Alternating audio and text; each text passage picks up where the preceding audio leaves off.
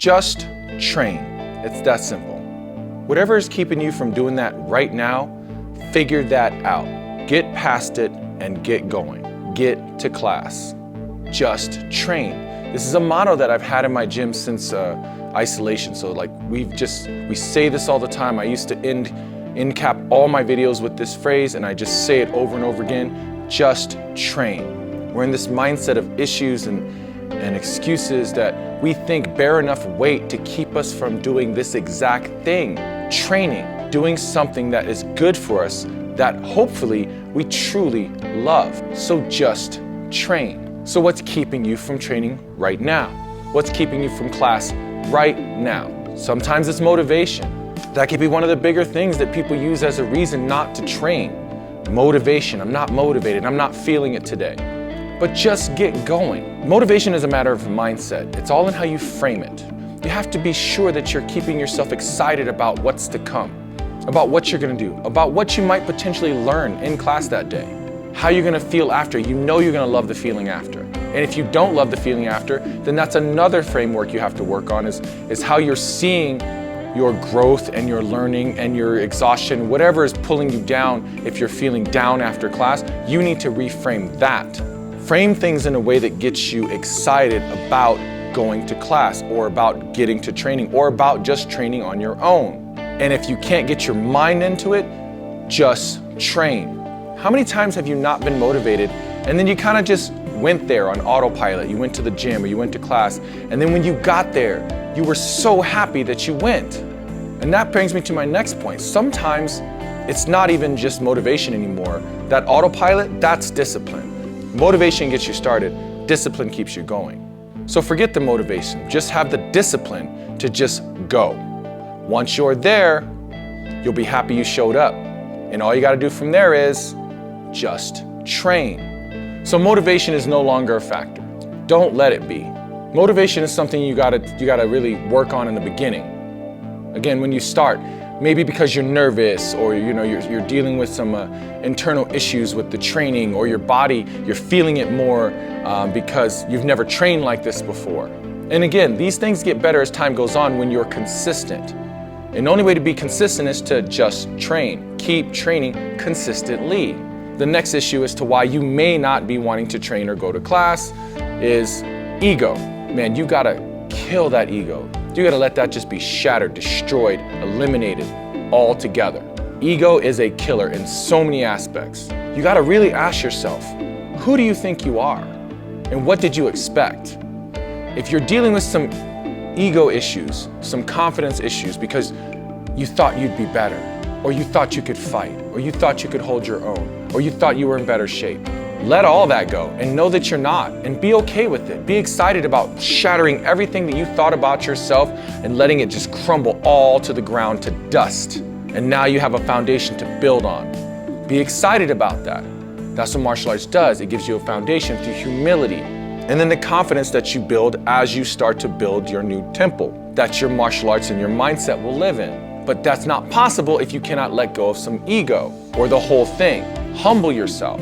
Be excited to kind of get shook up a little bit. Be excited to discover a new version of yourself, a version that you didn't know existed.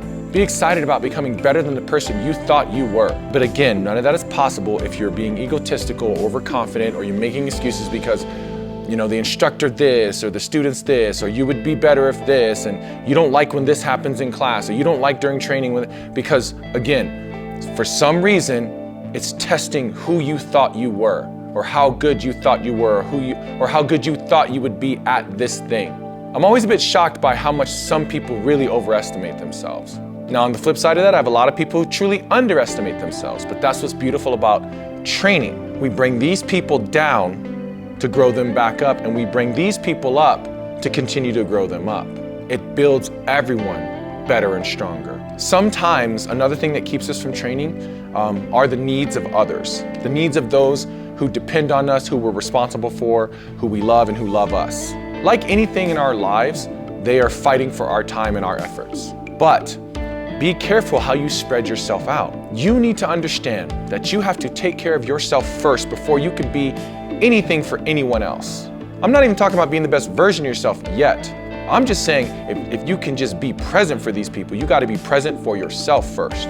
Then when you become better, when you work to better yourself, you can be better for everyone in your life.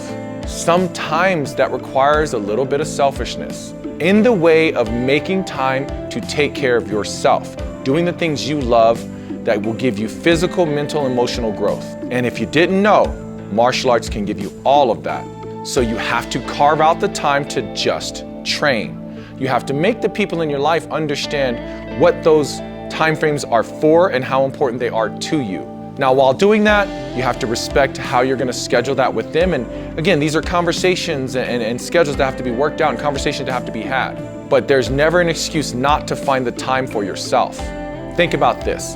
At the bare minimum, to be consistent, you should be training 2 to 3 times a week. And 2 is still a little low if you ask me, but at least 3 times. You're telling me you can't find 3 hours in an entire week? The people that love you, the people that are around you, people that depend on you cannot help you carve out 3 hours?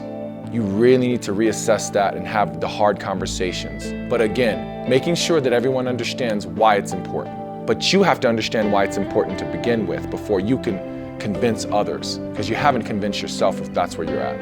It's called life balance, and it's a wonderful thing when you learn to do it and when the people in your life learn to respect it. And of course, one reason you may not make it to training, you're not going to class, is you might be hurt or injured. I had a professor that would always ask me, are you hurt or are you injured? As to when I was not showing up or when I was not rolling or doing certain techniques. Are you hurt or are you injured? Now there is a difference, guys. Being hurt, we could do the right things, we can recover, we could do the recovery. Same thing with injuries, but being hurt, you're just hurt for the moment. It's not a full-on injury.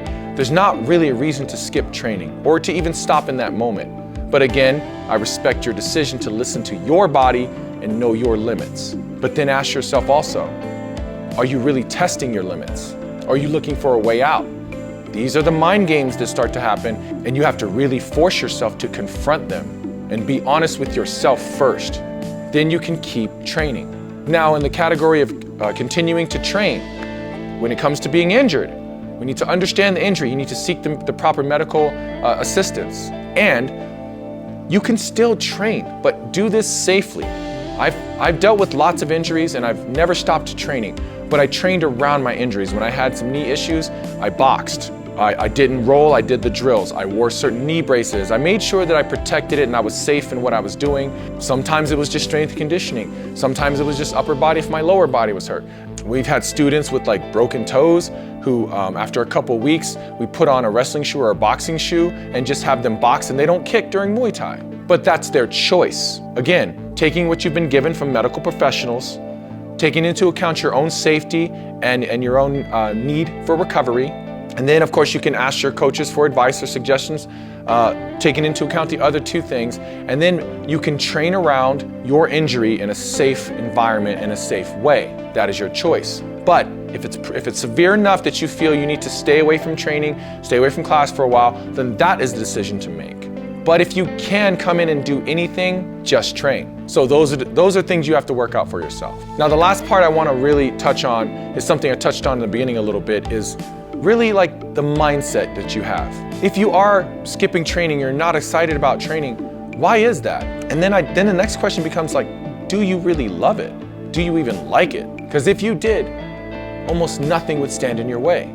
If you're in this weird middle ground where you're excited, like you want to keep training, but there's days that you don't love it, or you're worried, you're stressed, like you have these anxieties about going to class, you got to work through those things. And a lot of that is based in how you're framing it, how you're seeing what you're going to do, or how you're seeing it while you are doing it. Don't beat yourself up too much if you're not getting things. Don't overthink things while you're doing it. Don't come down on yourself after class if you didn't do well in your eyes. Be excited that you showed up and that you participated, and be excited to show up the next day and do the same things and grow just this much each time. Let all these things fall away.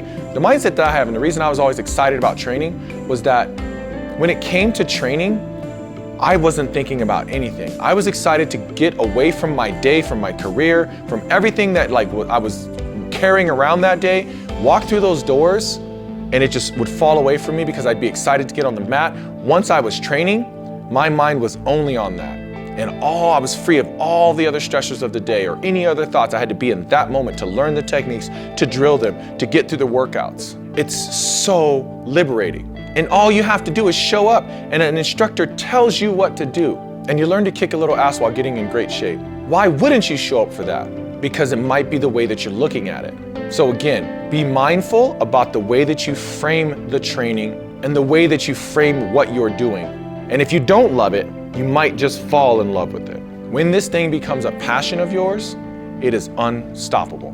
And then you don't need to be watching a video like this, because no one needs to tell you to train or to show up to train or be consistent or to just come to class. You will never miss one. So think about all that and be excited about the opportunity to be better on and off the mats. But it all starts with going to class. Just train, be consistent, and grow. There's something I say to my students after every class. I say show and grow. So keep showing up, guys. The rest will take care of itself.